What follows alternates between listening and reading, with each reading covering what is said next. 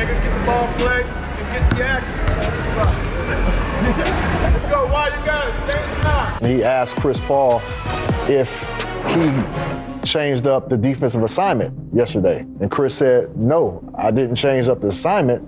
I just suggested, hey, we might want to have somebody else guarding Clay right now because Kawhi is not warm yet. Paul was sent home by the Clippers because his leadership style clashed with the team.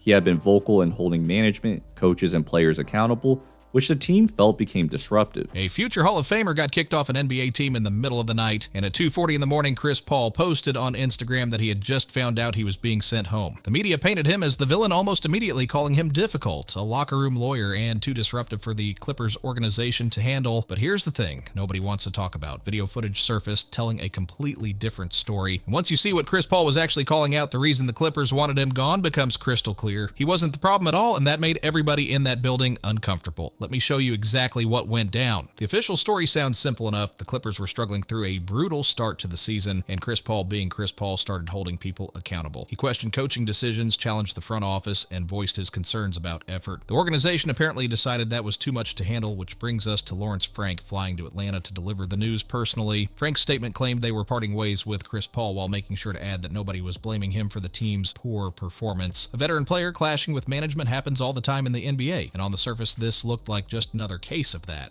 The problem is there's a massive hole in this story, and when you watch the actual game film, when you see what Chris Paul was reacting to, something disturbing starts to emerge. The Clippers didn't get rid of Chris Paul because he was being disruptive. They removed him because he was exposing something the organization wanted to keep hidden, and that something involves their highest paid player. Let's break down the footage that changed everything during a game against the Cleveland Cavaliers. The Clippers found themselves down 13 points in the fourth quarter and desperately needed a spark while Donovan Mitchell was cooking them on every possession. And that's when things got interesting. Chris Paul, a 40-year-old man whose career is winding down, decided to take on the challenge of guarding Mitchell himself. Think about what that means for a second. This is a player everybody admits is too slow at this point, with his legs gone and his career hanging by a thread. And there he was, fighting over screens and giving maximum effort, trying to will his team back into contention. Kawhi Leonard was doing something very different on the other end of the floor. After the Clippers scored, the Cavaliers ran a classic stall tactic where Darius Garland let the ball roll up the court instead of picking it up quickly. When the ball rolls like that, the game clock keeps running, while the shot clock doesn't start until someone touches it, which is a smart veteran move to burn time with a lead. Chris Paul recognized what was happening immediately and started yelling at his teammates to get up and pressure the ball. But Kawhi Leonard just jogged back casually like nothing urgent was happening. Garland rolled the ball all the way to the front court without any resistance, and by the time anyone applied pressure, the Cavs had burned 16 seconds off the game clock for free. Garland then drove into the paint, kicked it out, and Cleveland hit a three to extend the lead even further. From start to finish, the Cavaliers wasted over 30 seconds of game time and got a bucket, all because nobody on the Clippers wanted to hustle back, and what happened next made things even worse. The very next possession brought the same exact problem. The Clippers scored, and Kawhi started trotting back again with that slow, casual jog like this was a practice scrimmage instead of a game they needed to win. Garland saw it happening and just let the ball roll again, because why wouldn't he when nobody was going to stop him anyway? Here's the moment that tells you everything you need to know about this team. While every other Clipper jogged back at half speed, Chris Paul sprinted all the way to the backcourt himself to make sure Garland couldn't waste any more time. The camera panned back to show the play developing, and Kawhi wasn't even visible in the frame because he was that far behind the action. A 40-year-old point guard with 1 foot out of the league, showing more urgency than a two-time Finals MVP collecting over $50 million a year, tells you all you need to know about this locker room. After a dead ball, Chris Paul finally went up to Kawhi and told him directly that he needed to get up because Cleveland was wasting way too much time on them. The next possession saw Kawhi finally hustle to pressure the ball handler, which raises an obvious question. Without Chris Paul saying something, would Kawhi have continued jogging through the rest of the game, and would anyone else on that roster have had the courage to call it out? Based on everything we've seen, the answer is probably no, and that right there represents the real problem with the Los Angeles Clippers. Now let's address the elephant in the room, which is Kawhi Leonard's defensive reputation and whether it actually matches reality anymore.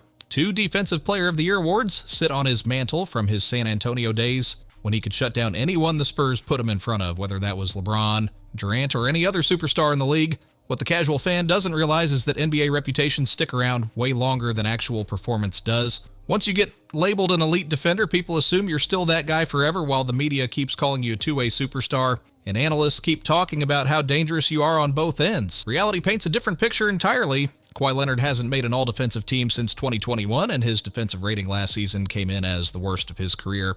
Watching the games instead of checking box scores reveals the effort has been deteriorating for years, turning him into an offensive first player who coasts on the defensive end. His scoring ability remains elite without question, but the idea that he's some dominant two-way force just doesn't hold up to scrutiny anymore. When Chris Paul pointed this out, when he tried to hold the supposed leader of the team accountable, the organization turned on him completely. Silencing the messenger turned out to be easier than addressing the message itself. What accelerated Chris Paul's departure involved a direct confrontation with the coaching staff that went down during the Clippers' loss to the Dallas Mavericks. Kawhi Leonard was struggling defensively against Klay Thompson after checking back into the game following a rest period, clearly not warmed up and unable to stay in front of his assignment. During a fourth quarter timeout, Chris Paul approached Kawhi with a simple question, asking if he felt fresh enough and whether he could stick with Klay right now. Kawhi admitted he was struggling, which led Paul to suggest to his teammates that maybe they should switch the defensive assignment until Kawhi got his legs under him. The adjustment made perfect sense as the kind of veteran move that wins games, and the Clippers made the switch. That's when everything fell apart. The next day brought a meeting between assistant coach Jeff Van Gundy and Chris Paul on the team plane.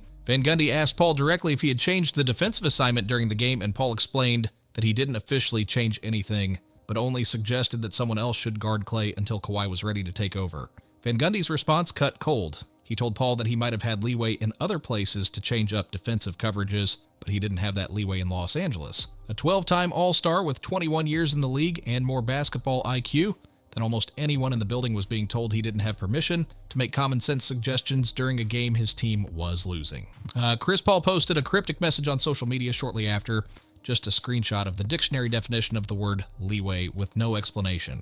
Now we know exactly what he was talking about. What makes this whole situation even more revealing is what happened after Chris Paul got sent home. James Harden and Kawhi Leonard both went to the media claiming shock at the decision and acting like they had no idea this was coming. Multiple sources report that wasn't true at all. Reports surfaced saying both Leonard and Harden had grown sick and tired of Chris Paul's constant accountability, and they knew the move was coming because they signed off on it and felt relief when he was finally gone. The two highest paid stars on the roster watched their teammate get exiled for pointing out legitimate effort problems, and instead of backing him up, they let it happen and maybe even wanted it to go down that way. Leonard initially didn't mind Paul's feedback because he respected him as a player and a person, but over time he started viewing the advice as nagging rather than constructive criticism from someone who wanted to win.